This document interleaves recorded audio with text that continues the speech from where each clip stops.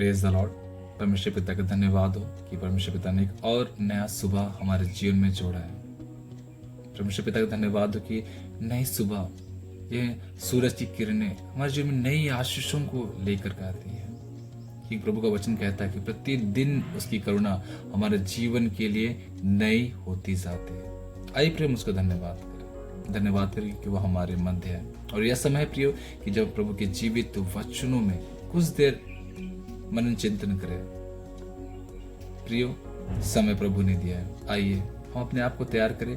प्रभु का वह वचन जो आज के दिन प्रभु की बहुमूल्य बेटी बहन ओमेगा प्रिय रॉय हमारे मध्य लेकर के आती है, हम प्रभु के वचनों से सीखे और अपने जीवन में उन बातों को, जो बातें प्रभु हमें सिखलाना चाहता है, हम अपने जीवन में उसे इस्तेमाल करने पाए, उसे एग्जीक्यूट करने पाए और प्रभु के नाम की महिमा स्तुति हमारे जीवन के द्वारा होने पाए। Hallelujah, praise the Lord. परमेश्वर का बहुत धन्यवाद है मेरे प्रियो कि इस महाउपवास काल की ऋतु में हम पहुंचाए गए हैं परमेश्वर की दया से, उसके अनुग्रह से, और 17 दिन हमने बिताए और आज 18वां दिन है। आइए प्रियो, हम परमेश्वर के वचन में से कुछ सीखने की कोशिश करें। जो परमेश्वर ने मुझे सिखाया मैं आप सबों के बीच में साझा करना चाहती हूँ।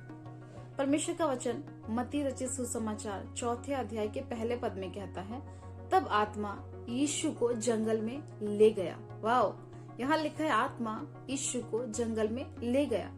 प्रियो, यहाँ नहीं लिखा है आत्मा ने यीशु को जंगल में भेजा। भेजने का अर्थ है हम नहीं जा रहे, हम किसी को भेज रहे हैं। पर यहाँ लिखा है ले गया, अर्थात आत्मा यीशु के साथ जंगल में गया। और इससे जस्ट पहले की बात यदि हम देखें तो हम इस बात को पाएंगे कि यीशु मसीह यूहन्ना बपतिस्मा दाता से बपतिस्मा लेकर के जैसे ही पानी से ऊपर आए, कबूतर की नई आत्मा उन पर उतरा।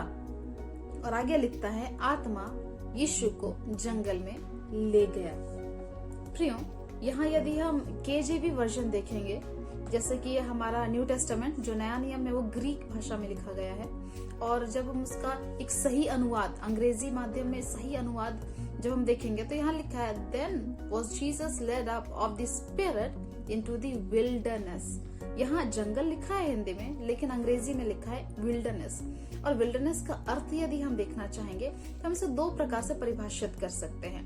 पहला है बंजर भूमि, है ना, a large area of land जिसमें कभी भी कुछ चीजों को रोपा नहीं गया, है ना, that has never been used for growing things, जहाँ पर कभी भी कुछ भी बोया उगाया नहीं गया, बंजर भूमि कह सकते हैं। और दूसरे तरीके से यदि इसका अनुवाद देखें तो लिखा है एक ऐसी जगह जो उजाड़ पड़ी है। हाँ, वहाँ घास फूसे और झाड़ झंखाड़ है, लेकिन वहाँ उस जगह की देखभाल नहीं की जाती है। तो एक ऐसे विल्डरनेस में आत्मा यीशु को ले गया, जहाँ या तो झाड़ झंखाड़ उगे हैं या तो वो जगह बिल्कुल बंजर है, वो जंगल नहीं है, वो वन नहीं है। प्रियो, यहाँ आत्मा यीशु को जंगल में ले जा रहा है। मैं सोच रही थी कि यदि उपवास ही करना था, यदि केवल भोजन त्यागना था, तो वो तो यीशु मसीह घर में रहकर भी कर सकता था। उसने अपनी मम्मी को कहा होता कि मम्मी मेरे लिए भोजन मत बनाना, मेरे लिए रोटियां मत बनाना, मैं कुछ दिनों तक भूखा रहूंगा। मेरे प्रियो, बट दिस, ये जो उपवास है जो यीशु मसीह ने 40 दिन और रात बिताए हमारे लिए, या आत्मा के साथ अपनी तैयारी के लिए, मेरे प्रियो, आत्मा के साथ उसने जो संगति की उसमें उसने सिर्फ भोजन का त्याग नहीं किया। यहाँ लिखा है हाँ वो निराहार रहा, लेकिन मुझे लगता है ये उससे कहीं अधिक है। केवल रोटी या भोजन छोड़ना ही उपवास नहीं है। मेरे प्रियो, आजकल हम नॉनवेज छोड़ते हैं, बहुत अच्छी बात है, मैं अप्रिशिएट करना चाहूंगी इस बात के लिए, क्योंकि अगर हम नॉनवेज छोड़ रहे हैं जो हमें बहुत पसंद है, यदि हम भोजन छोड़ रहे हैं 1 टाइम का या 2 टाइम का जो हमारे लिए बहुत आवश्यक है, मेरे प्रिय, तो हम इस प्रकार से अपने प्रेम को परमेश्वर के प्रति दिखा रहे हैं और हम अपने शरीर को डिसिप्लिन करने की कोशिश कर रहे हैं। अपने शरीर को वो नहीं दे रहे जो ये चाहता है, हम इसे वो नहीं दे रहे जो ये मांग रहा है, और हम इसे डिसिप्लिन करने की कोशिश कर रहे हैं।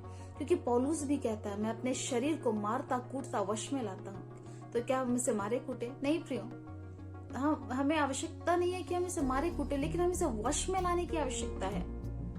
क्योंकि पौलुस इस बात को कहता है कि जो बात मैं चाहता हूँ वो तो मुझसे बन नहीं पड़ती, और जो नहीं चाहता वही कर बैठता हूँ। क्योंकि आत्मा तो तैयार है पर शरीर दुर्बल है मेरे प्रिय। और हमें शरीर को उसकी दुर्बलता के अनुसार चलने नहीं देना, हमें इसे डिसिप्लिन करना है, हमें इसे वश में रखना है।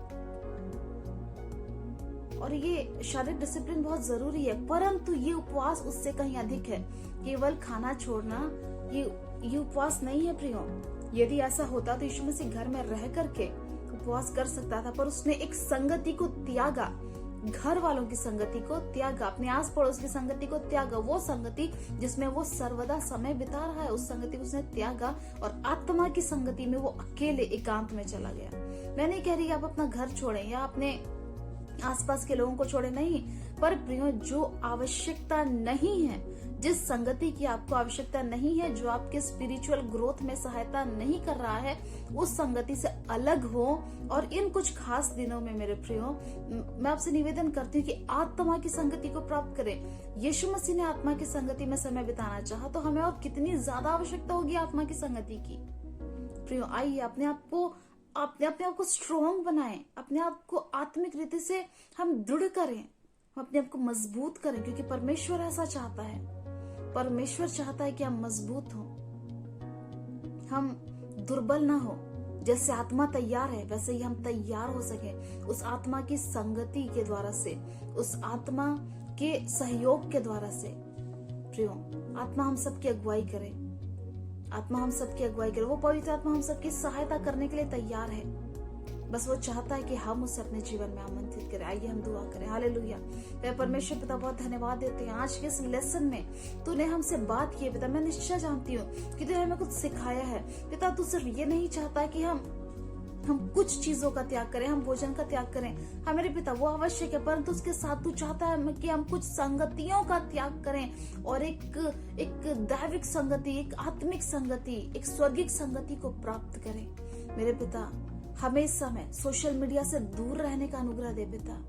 मदद कर प्रभु जी कि हम इंस्टाग्राम, फेसबुक और ऐसी जो भी ऐसी बातें हैं जहां हमारा टाइम वेस्ट होता है पिता, जिसकी हमें आवश्यकता नहीं है, हम उन संगतियों से दूर रहें और पिता एक दैविक संगति, एक स्वर्गिक संगति में समय व्यतीत करें। हम सबों की सहायता करना खुदावन, हमारी मदद करना। तेरा धन्यवाद करते हैं, यीशु नाम से दुआ मांगते हैं, आमीन। प्रियो एक संगति से बाहर निकलें और एक संगति में जाएं।